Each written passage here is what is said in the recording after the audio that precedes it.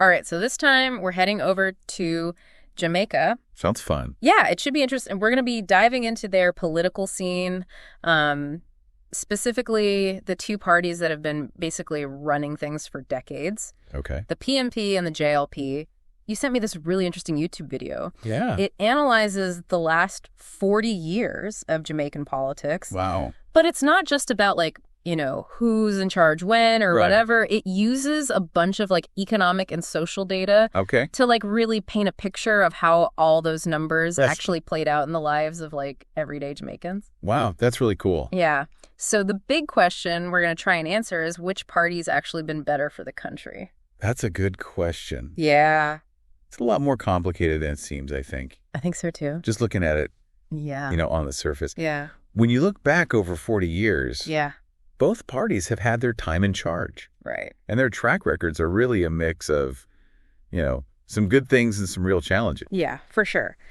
Okay, so to start things off, let's just do a really quick intro to, like, the two main players here. Okay. We've got the JLP, the Jamaica Labour Party, founded in 1943. They tend to lean more towards the free market ideas, less government intervention. Right, more like a hands-off approach. Exactly. Okay. And then you've got the PNP, People's National Party, founded a little bit earlier in 1938. Okay. And they're more into the whole social democratic thing. Right, so more like social programs. Yeah. Government-led initiatives. Yeah, so those two, like, very different approaches Yeah. have definitely shaped how Jamaica has been governed over the years. Absolutely. And it's not just about these, abstract ideas either. Right. We're talking about real policies that have an actual impact on people's everyday lives. Right. That's what makes it so interesting. Exactly. Okay, so let's look at the big picture first. Okay.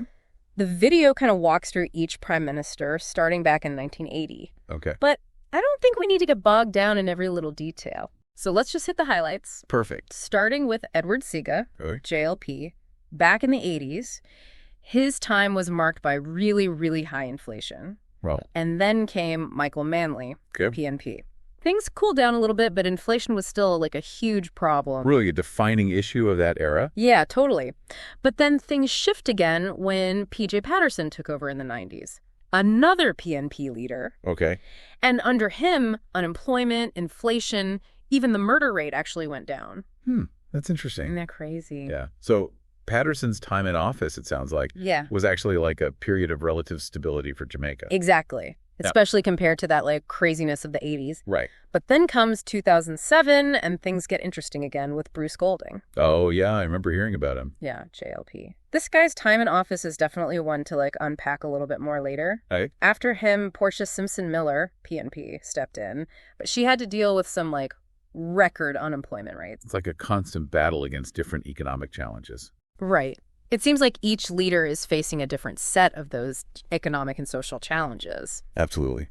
Okay, so finally we come to the current Prime Minister, Andrew Holness, Ah. JLP.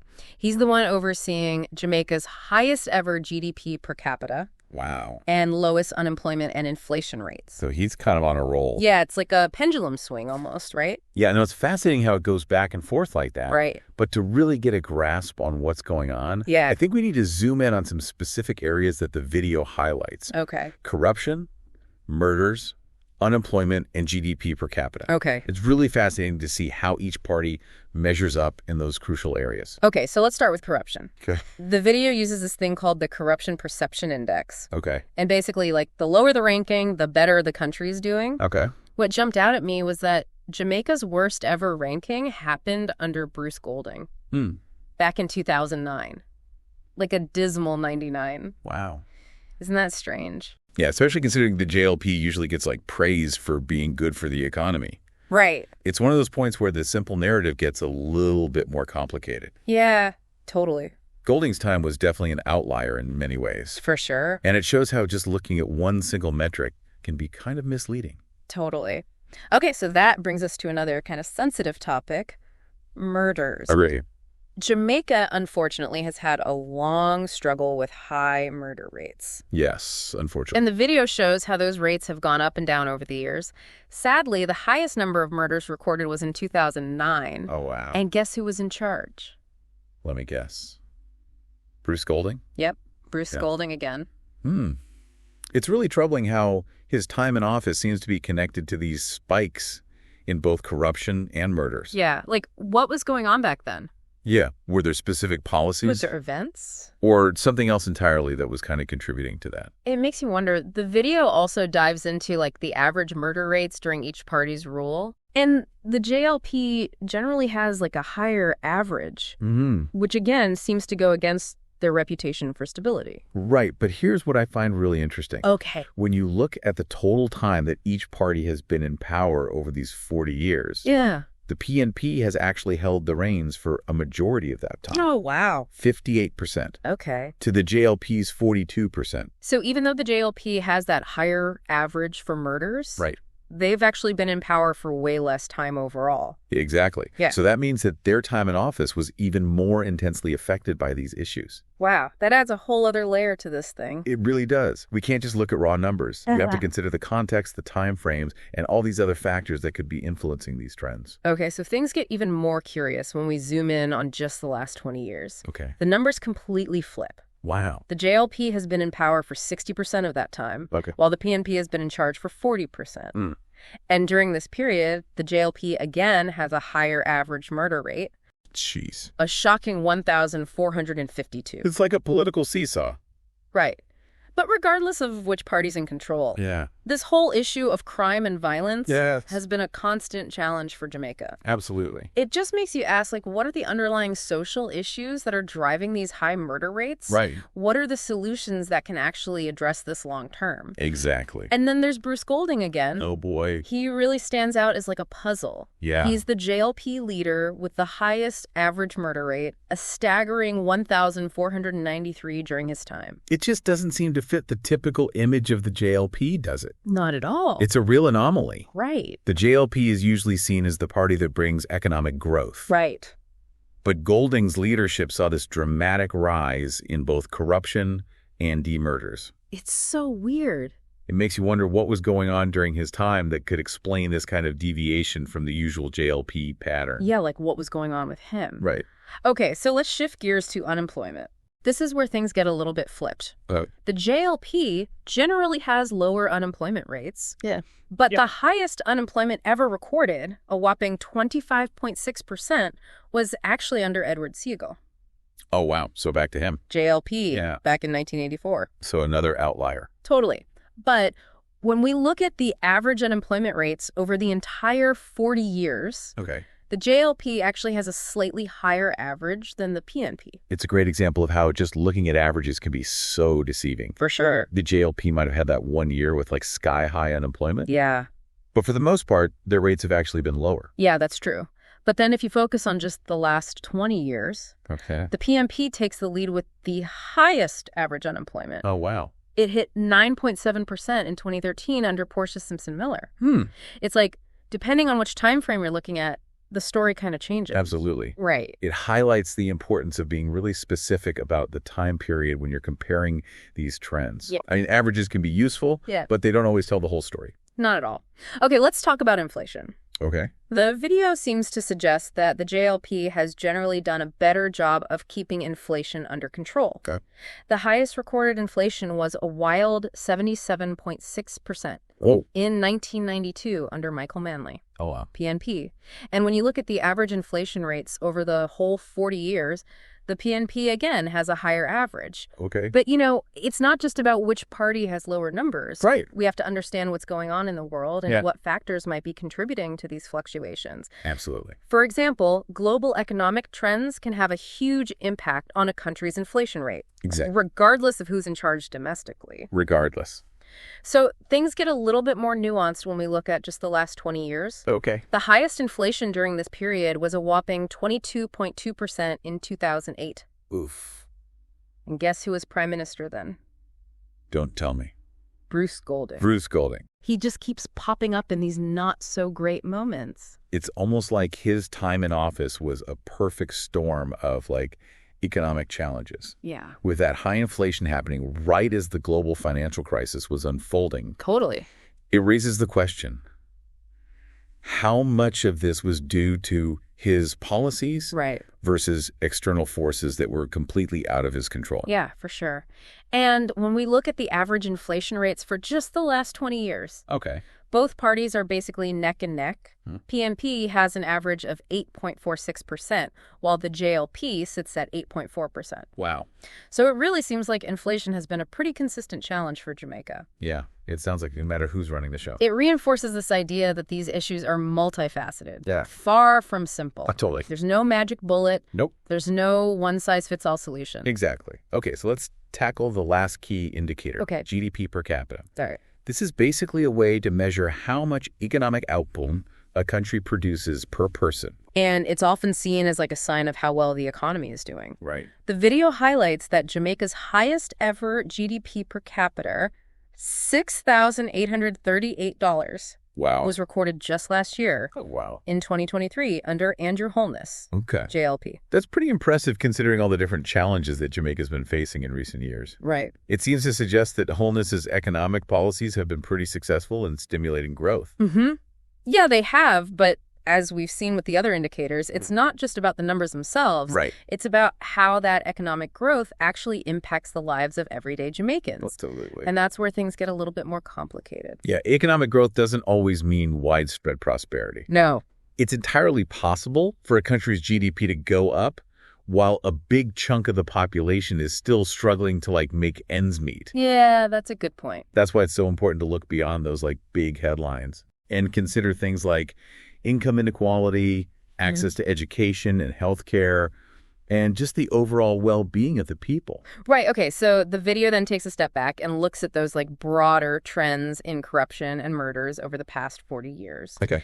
And it points out that a staggering 42,115 Jamaicans were murdered during this time. Wow. That's a lot of people. It's a crazy number. Of those, 47% were killed while the JLP was in power, and 53% were killed during PNP rule. Okay. But it's crucial to remember that the PNP has been in power for a longer period. Right, over those 40 years. Yeah, so even though the difference in those percentages might seem small, yeah, it's actually quite significant when you consider the amount of time each party has governed. Absolutely. Right. It adds another layer of complexity to the whole thing. It really does. It's not just about which party had more murders under their watch. Right. It's about the rate of those murders relative to their time in power. And we can't lose sight of the fact that these numbers represent real lives lost. Yeah. These aren't just statistics. No. These are tragedies that deeply impact families, communities, and the whole nation. Absolutely. Okay, the video also notes that corruption seems to have gone down in the years following Bruce Golding's resignation in 2011. Okay, that's good at least. Yeah. Jamaica went from that ranking of 99 in 2008 to 69 in 2015. That's a noticeable improvement. Right. But it does raise the question, what caused that decline? Yeah. Was it specific policy changes? Was it a change in the political culture? Or maybe some external factors that we haven't even considered? Exactly. It's not enough to just observe the trend. We have to understand the reasons behind it. Right. That's how we learn and potentially apply those lessons to other situations. Absolutely.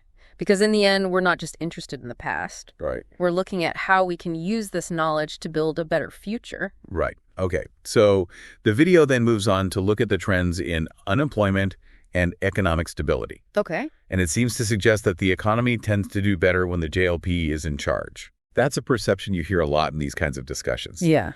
But we really need to examine the data objectively and consider all sides of the argument. Yeah, okay. So they point out that the lowest unemployment rate in the last 40 years, 4.2%, happened in 2023 under Andrew Holness, Wow. JLP. But the highest, 25.6%, was way back in 1984 under Edward Sega. Oh, wow. Also JLP. So, again, we see how averages don't always tell the whole story. Right. The JLP might have held both the highest and the lowest unemployment records. Yeah.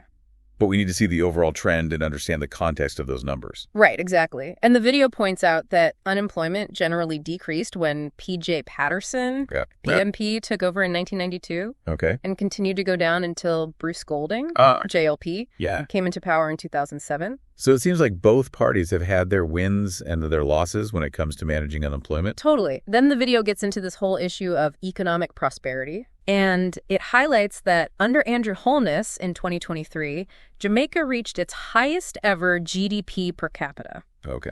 This is generally seen as a sign of a booming economy. Right. But the lowest GDP per capita was recorded back in 1985 under... Yes. Bruce Golding. No, this time it was Edward Seaga. Oh, wow. Edward Seaga. Okay. JLPP. It's fascinating how both the highest and lowest figures happened under the same party. It really speaks to that cyclical nature of economic growth. Yeah. And how even within one political party, Right. there can be huge differences in economic performance. Yeah, it's a good reminder that we shouldn't make sweeping judgments about parties or their effects on the economy. It's much more nuanced than that. Right. And it's crucial to consider the broader social and political context as well. Yeah. Economic growth is important. Yes. But it's not the only thing that matters for a country's well-being. No. We also need to think about things like income inequality, Yeah. poverty rates, Uh-huh. and access to those essential services like healthcare and education. Okay, so the video does this really cool side-by-side comparison of the JLP and PNP based on all the performance indicators we've been talking about. Okay. What's really interesting is that the person who made the video initially thought that Andrew Holness was the worst prime minister Jamaica's ever had. Oh, wow. But after digging into all the data, yeah, they came to a totally different conclusion. That's amazing. It just shows how powerful data can be when it comes to challenging our assumptions. Totally. Sometimes our opinions are shaped by stories or personal biases. Yeah. But when we actually look at the numbers objectively, yeah, we can gain a much clearer understanding of reality. And according to this analysis, Andrew Holness actually emerges as the best prime minister Jamaica has had in the last 40 years. Wow. That's quite a turnaround. I know. It's based on his economic achievements and the gradual decline in corruption while he's been in charge. It's a bold claim. It is. It will definitely spark some debate. I think so, too. But it is based on a thorough examination of the available data. Right. And it emphasizes the importance of being open to changing our minds when we're presented with new evidence. I love that. Me too. But the video also makes it clear that it's not as simple as saying one party is good and the other is bad. Right. Both the JLP and PNP have their strengths and weaknesses. It's a much more nuanced picture than that. Yeah. It's important to acknowledge that complexity. Totally. It's not about picking a side or declaring a winner. Right. It's about understanding the pros and cons of each party so we can make informed decisions about the future. Okay, so the video argues that the JLP has generally been better at managing the economy. Okay. But those benefits haven't always reached the average Jamaican. Right. They point out that despite the economic growth under the JLP, a lot of Jamaicans still deal with low wages, limited access to essential services, and a high cost of living. That's a crucial point. Right. Economic growth is vital, but it's not enough on its own. No. It needs to be paired with policies that make sure those benefits are distributed fairly. Right. And that everyone has a shot at sharing in the prosperity. It's about building an economy that works for everyone. Yes. Not just a select few. Exactly. And the video argues that the JLP has often fallen short in that regard. That's a critique that's been directed at governments all over the world. Yeah, totally. It reminds us that economic policy shouldn't just be about GDP growth. No. It should be about creating a society where everyone has a fair chance to succeed. Yeah. And where the benefits of progress are shared by all. Okay, so the video highlights this example of Bruce Golding to illustrate this disconnect between economic growth and the well-being of everyday Jamaicans.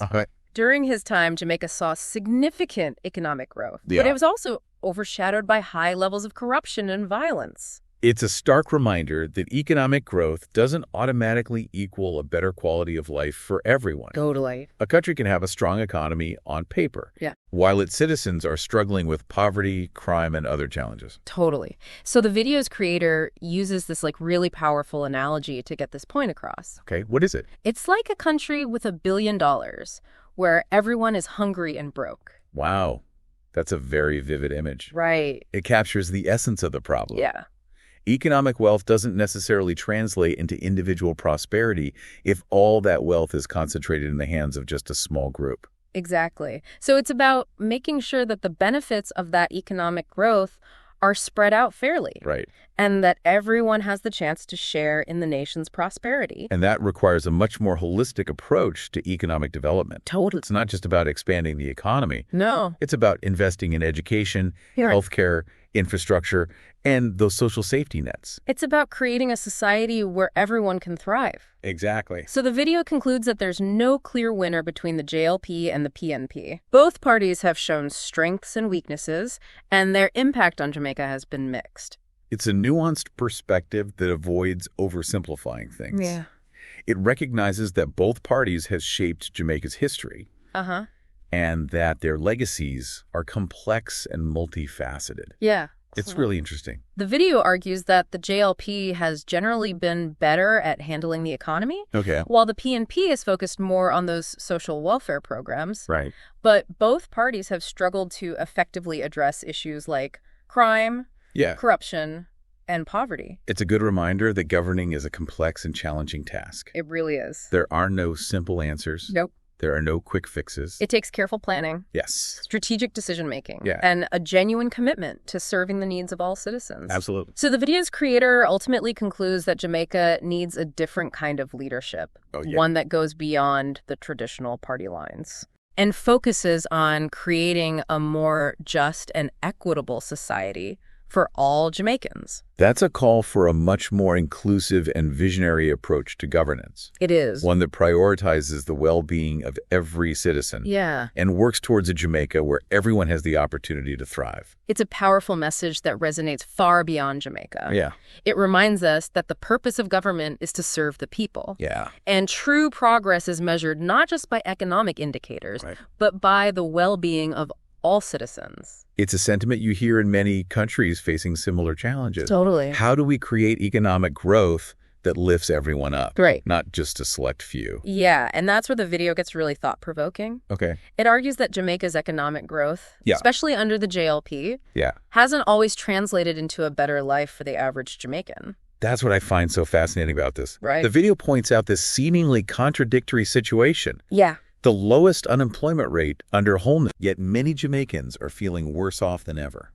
It really does make you wonder. It challenges that assumption that low unemployment automatically equals prosperity. What's the missing piece? Exactly. If people have jobs, but they still feel like they're struggling, what's not working? The video creator argues that a major factor is just inadequate wages. Even though they have jobs, many Jamaicans simply aren't earning enough to cover their basic needs. It highlights this growing problem we're seeing around the world. The rise of the working poor. That's a sobering thought. It is. The idea that you can work full-time and still not be able to afford basic necessities? Exactly. That's a serious concern. And it points to this larger issue of income inequality. Right. Even if the overall economy is growing, yeah, if the benefits of that growth aren't being distributed fairly, yeah, it's not going to translate into a better life for most people. So the video's creator uses this really stark phrase to sum it up. Oh, okay. Jamaica's doing well. Okay. But Jamaicans are not doing well. Wow, that's powerful. Right. It highlights that disconnect between those big macroeconomic indicators like GDP and the lived experiences of everyday people. It makes you ask, what good is economic growth if it doesn't actually improve the lives of the people who live in that country? Exactly. And that brings us to the core of the video's argument. Okay. It challenges this idea that either the JLP or the PNP has a simple solution to Jamaica's problems. Okay. It suggests that both parties have ultimately failed to deliver on the promise of prosperity for all Jamaicans. What I find interesting is that it's not condemning either party outright. Yeah. Instead, it's calling for a deeper understanding of Jamaica's political landscape. Yeah. It acknowledges that both parties have contributed both good and bad things to the country's development. Okay, so the video argues that the JLP is often focused on economic growth at the expense of social equality. Okay. While the PNP has sometimes struggled to balance social welfare programs with keeping the economy sustainable. It's a classic dilemma that many countries face. Yeah. How do you build a society that's both economically successful and socially just? How do you balance the needs of the market with the needs of the people? Right. And that leads us to the video's main conclusion. There are no clear winners between the JLP and the PNP. Which brings us to a very important question. If neither party has all the answers, what kind of leadership does Jamaica need to move forward? That's a great question. The video doesn't offer any easy solutions, but it does leave us with this powerful call to action. Okay. It urges Jamaicans to demand more from their leaders, to hold them accountable for building a Jamaica that works for everyone. It's a message that resonates far beyond Jamaica. Totally. It reminds us that we all have a responsibility to be active in the political process and demand that our leaders prioritize the well-being of all citizens. Not just a select few. Not just a select few. So what does all this mean for you, our listener? We've gone deep into the world of Jamaican politics, looking at the wins and losses of the two main parties. Yeah.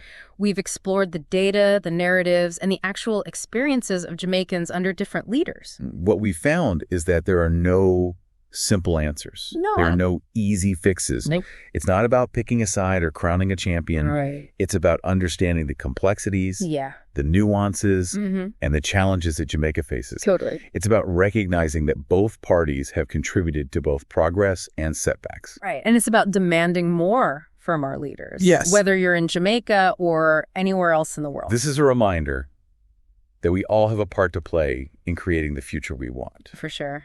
You know, it feels like we've uncovered this real paradox here. Okay. The JLP, often seen as the party of economic growth, seems to lead during times when the average Jamaican is really struggling. Right. Meanwhile, the PNP, who are associated with those social programs, sometimes sees the economy totally falter. Yeah. It's like this constant balancing act that neither party has quite figured out. And that's why I think this deep dive has been so insightful. Totally. It's challenged those simple narratives. Yeah. And made us look at the data, the historical context, and the lived experiences of actual Jamaicans. It makes you wonder if focusing solely on economic growth under the JLP hasn't led to widespread prosperity. Right. And leaning heavily on social programs under the PNP hasn't always been sustainable. Yeah. What's the alternative? Exactly. What's the way forward for Jamaica? Well, the video doesn't provide a clear-cut blueprint. Right. But it does hint at, I think, some key ingredients. Okay. It suggests that Jamaica needs leadership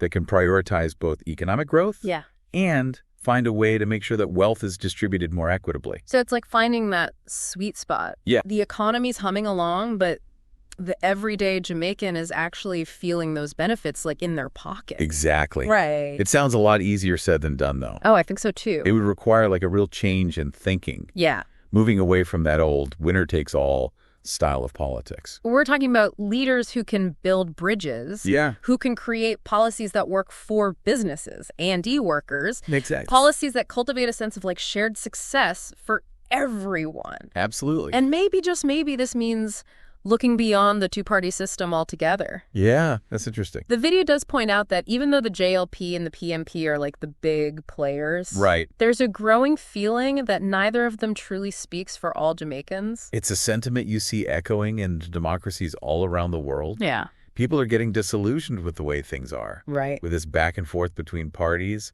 that often feels completely disconnected from the real struggles people are facing day to day. So thinking about everything we've discussed, what's the big takeaway for our listener? For me, this deep dive has been a powerful reminder that politics is rarely black and white. It really isn't. It's about understanding those shades of gray, Yeah. the compromises, Yeah. and the complicated nature of it all. It's about engaging in critical thinking, Yeah. questioning the assumptions we've been fed, and demanding more from our leaders. And realizing that we all have a role to play Absolutely. in shaping the future we want to see. Yes. Whether you're in Jamaica or anywhere else in the world. Yeah. Creating a more just and prosperous society demands our active participation. It does. It takes a willingness to challenge the status quo Yeah. and an unwavering belief that a better world is possible. It's like the video's creator was saying. Yeah. It's not enough just to have a booming economy on paper. Right. People need to feel that growth in their own lives. Yeah, totally. But how do you make that happen? Right. How do you make sure that growth is actually benefiting everyone?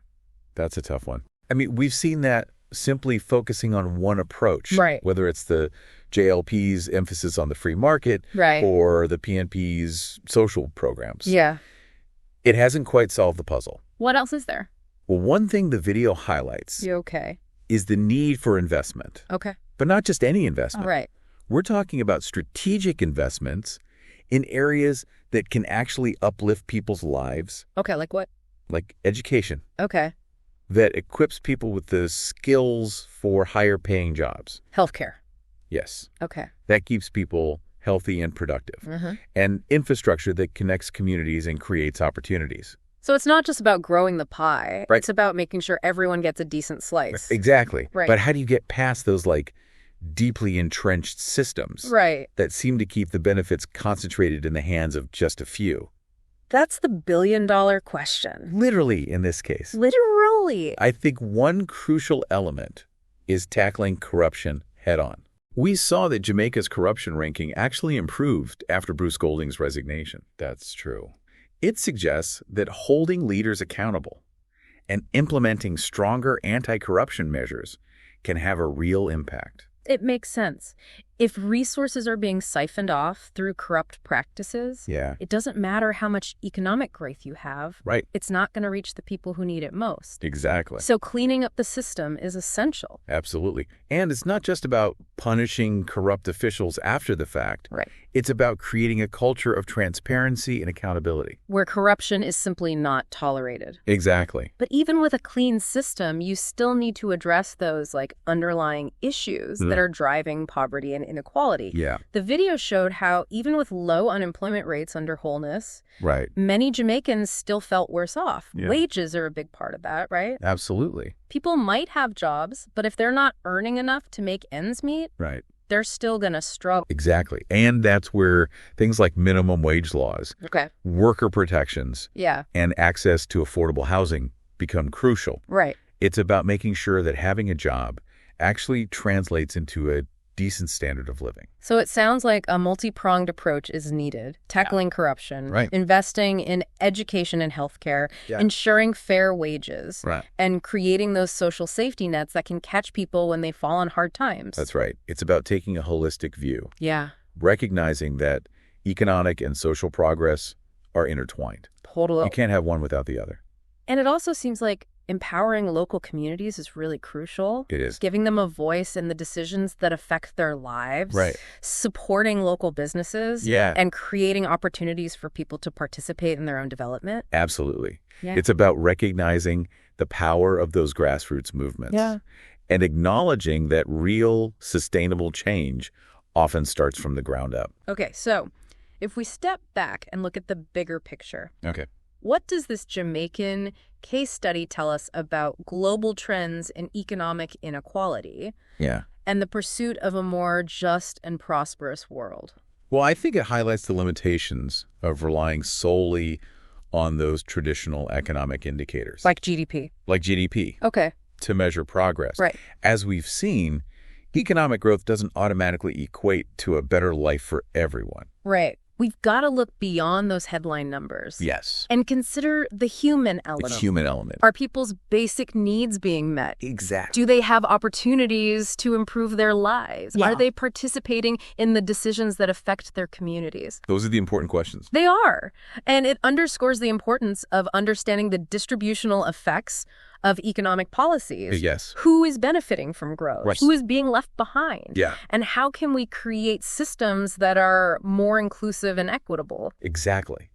It's a challenge that requires us to question those long-held assumptions about how economies work and to consider alternative models that prioritize well-being alongside growth. So it's about shifting our focus from simply maximizing profits to creating an economy that serves the needs of people and the planet. It's an economy that values sustainability, fairness, and social justice. The Jamaican experience also highlights the importance of strong institutions and good governance. Yeah. Corruption can erode trust Totally. and undermine even the best-intentioned policies. That's why transparency, accountability, and the rule of law are so crucial. They are. They create a level playing field. Right. And ensure that resources are used effectively to benefit all citizens. And it all comes back to leadership. Yeah. We need leaders who are willing to challenge the status quo, who are committed to serving the public good, and who have a vision for a more just and equitable future. Leaders who understand that true prosperity is about more than just money. It is. It's about creating a society where everyone has the opportunity to thrive. Yeah. And where no one is left behind. And that's where I think this deep dive leaves us. Okay. With a renewed sense of responsibility to engage, to demand better, and to work towards a future that truly benefits all. It's a lot of work. It is. It might not be easy, but the Jamaican example shows us that it's a conversation worth having. It is. A fight worth fighting. Absolutely. And ultimately a future worth building. It is. So that's it for this episode of The Deep Dive. Thanks for joining us on this journey into the heart of Jamaican politics. It's been a pleasure. We hope you've learned something new. Yeah. Gained a new perspective. Absolutely. And most importantly, been inspired to keep asking questions and keep diving deep. Keep diving deep. Until next time. So much to think about. Right. I feel like we've barely scratched the surface. I know. And that's what makes this so interesting. It's not just about Jamaica. It's about all these global trends that are playing out. Exactly, like we're seeing this whole thing with economic inequality. Right. Play out all over the world. It's like every country is trying to figure out how to create an economy that actually benefits everyone. Right. Not just the people at the top. And it's not just about economics either. No. It's about those deeper issues. Like what? Like social justice and political representation. And how those things are all connected. Exactly. It's complex. It really is. But I think the Jamaican case study offers some really valuable insights. Okay, like what? Well, first of all, it shows us that there's no one-size-fits-all solution. Okay. Every country has its own unique history, culture, and set of challenges. Right. So what works in one place might not work in another. Exactly. And it reminds us that progress isn't linear. No, it's not. There are going to be setbacks along the way. But we can't let those setbacks discourage us from pushing for a better future. Okay, so for our listeners out there, what are some key takeaways from this whole deep dive? I think one of the biggest takeaways is the importance of critical thinking. Yeah. We can't just accept the narratives that are presented to us. Right. We need to question everything. Dig deeper. Dig deeper. Look at the evidence. Exactly. Yeah. And don't be afraid to challenge those long-held assumptions. And remember, numbers can be powerful. Yes. But they don't always tell the whole story. They never tell the whole story. Right. We need to consider the human impact of those policies and decisions. Right. So it's not just about economic growth. It's about people's lives. It's about whether people are actually better off. Exactly. And finally, I think this deep dive has really highlighted the importance of leadership. Yeah, it's crucial. We need leaders who are visionary. Who are compassionate and who are truly committed to serving the needs of all people. Absolutely. Leaders who understand that true progress is about creating a world where everyone has the opportunity to thrive. That's a great point to end on. So that wraps up another deep dive. It does. Thanks for having me. It's been a pleasure having you. And to all our listeners out there. Yeah. Thanks for joining us. We'll see you next time. Keep those questions coming and keep diving deep. Bye for now.